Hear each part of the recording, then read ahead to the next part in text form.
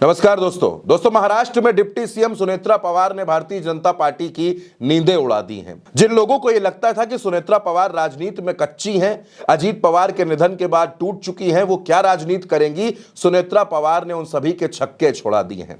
सबसे पहले तो वो डिप्टी सीएम बन गई, डिप्टी सीएम की कुर्सी संभाली, विभाग संभाले और उसके कुछ दिनों बाद सुनेत्रा पवार ने अब एनसीपी के राष्ट्रीय अध्यक्ष की भी कुर्सी संभाल ली है। भारतीय जनता पार्टी को अभी तक यह लगता था कि सुनेत्रा पवार अपनी पार्टी में अब क्योंकि वो डिप्टी सीएम बन गई हैं तो अध्यक्ष की कुर्सी वो प्रफुल्ल पटेल को दे देंगी और प्रफुल्ल पटेल को भारतीय जनता पार्टी अपने इशारों पर आसानी से नचा लेगी और अजीत पवार की पार्टी को तोड़ना कोई मुश्किल काम नहीं रह जाएगा। आपको याद होगा अजीत पवार के निधन के कुछ ही दिनों बाद 2 से 3 दिनों के अंदर सुनेत्रा पवार को डिप्टी सीएम बना दिया गया था, क्योंकि बीजेपी को ऐसा लग रहा था कि कहीं एनसीपी के दोनों गुट एक ना हो जाए, सुनेत्रा पवार पार्टी का विलय शरद पवार की पार्टी में ना कर दे और अगर ऐसा कर देंगी तो बीजेपी पर दबाव बन जाएगा। इसलिए जल्दबाजी में सुनेत्रा पवार को डिप्टी सीएम की शपथ दिलाई गई ताकि सुनेत्रा पवार किसी भी तरह पार्टी को न तोड़ें।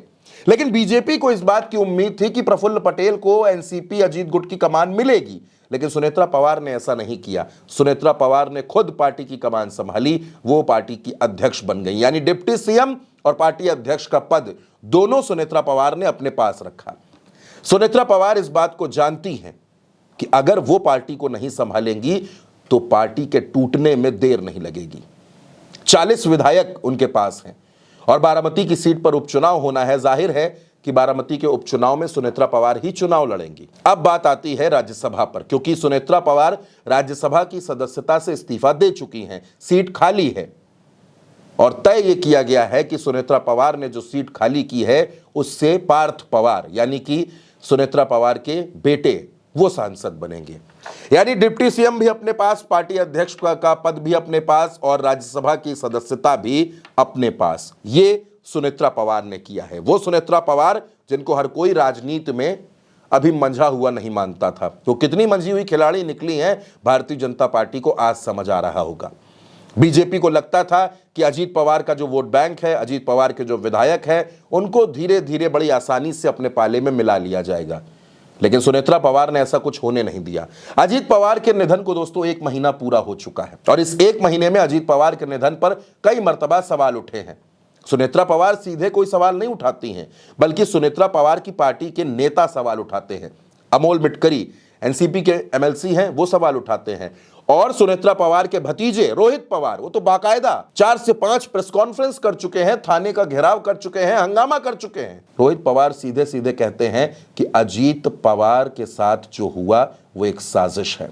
सुनेत्रा पवार इस पर कुछ नहीं कहती। तो क्या सुनेत्रा पवार और रोहित पवार में ये अंडरस्टैंडिंग है आपस में? रोहित पवार आरोप लगाते हैं और सुनेत्रा चुप रहती हैं, खामोश रहती हैं और धीरे धीरे सुनेत्रा ने पार्टी अध्यक्ष पद पर भी कब्जा कर लिया, डिप्टी सीएम भी बन गई, राज्यसभा भी अपने पास रख ली। उधर रोहित पवार बार बार ये सवाल उठाते हैं। सवाल संजय राउत भी उठाते हैं, वो शिवसेना यूबीटी के नेता हैं, सांसद हैं, लेकिन रोहित पवार क्योंकि अजीत पवार के भतीजे हैं, सुनेत्रा पवार के भतीजे हैं, विधायक हैं, वो सवाल उठाते हैं कि बड़े लोग इसमें शामिल हैं, ये सामान्य घटना नहीं है, इसकी जांच होनी चाहिए और इसके लिए वो अपने समर्थकों के साथ थाने का घेराव भी करते हैं, हंगामा भी करते हैं। तब भी सुनेत्रा पवार अपनी चुप्पी नहीं तोड़ती हैं। लोग तो ये भी कह रहे हैं कि रोहित पवार के जरिए, रोहित पवार के बहाने सुनेत्रा पवार अपनी बात पहुंचा रही हैं। तो क्या वाकई महाराष्ट्र की राजनीति में इतनी उथल पुथल मची है? सुनेत्रा पवार इस समय जो चाह रही हैं वो कर रही हैं, पार्टी पर पूरी तरीके से उनका कंट्रोल है और कहीं ना कहीं वो बहानों से भारतीय जनता पार्टी की मुश्किल बढ़ा रही हैं। खुद खुलकर कुछ नहीं बोल रही, लेकिन अजीत पवार जब खुलकर बोल रहे हैं तो सुनेत्रा पवार उनके किसी बयान का खंडन भी नहीं कर रही हैं। कई बार मौन रहना भी मौन सहमति माना जाता है दोस्तों।